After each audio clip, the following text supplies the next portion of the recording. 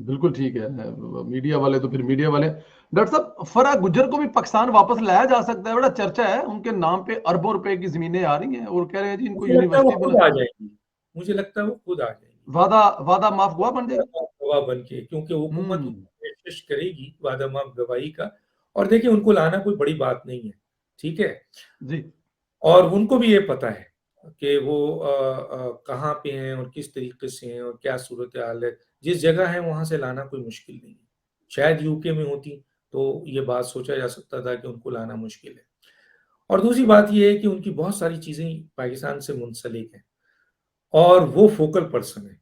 हुँ, और उस focal person से जो क्राइम, अभी तो कितनी बातें आप सुन रहे होंगे कि जनाब लैंड माफिया भी उसमें इन्वॉल्व हो रही है, तो पीएम हाउस भी इन्वॉल्व हो रहा है, तो पीएम सेक्रेटरीट भी इन्वॉल्व हो रहा है, तो चीफ मिनिस्टर हाउस भी इन्वॉल्व हो रहा है, तो और लोग भी इन्वॉल्व हो रहे हैं।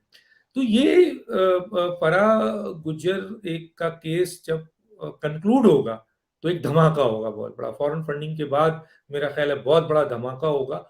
और उसको जब वो आ जाएंगी तो वो बेहतर तौर पर ये बता सकती हैं कि ये जो जितनी भी अरबों रुपए जमा किए गए, जिसका क्लेम आ रहा है, जी, लोग बता रहे हैं, लोग दिखा रहे हैं, कुछ चीजें आ रही हैं, तो वो सही सूरत हाल बता सकती हैं कि ये पैसा पाकिस्तान में ही पड़ा है, किसके अकाउंट में डाला गया है, किसके कहने पे दिया गया है। क्योंकि फराह गुज्जर को जब ट्रेस किया जाता है और एहसन गुज्जर को जब ट्रेस किया जाता है, जितनी मेरी मालूमात है अहम तरीन इदारों से, तो एहसन गुज्जर का ज्यादा रास्ता जा रहा है चीफ मिनिस्टर की तरफ जी।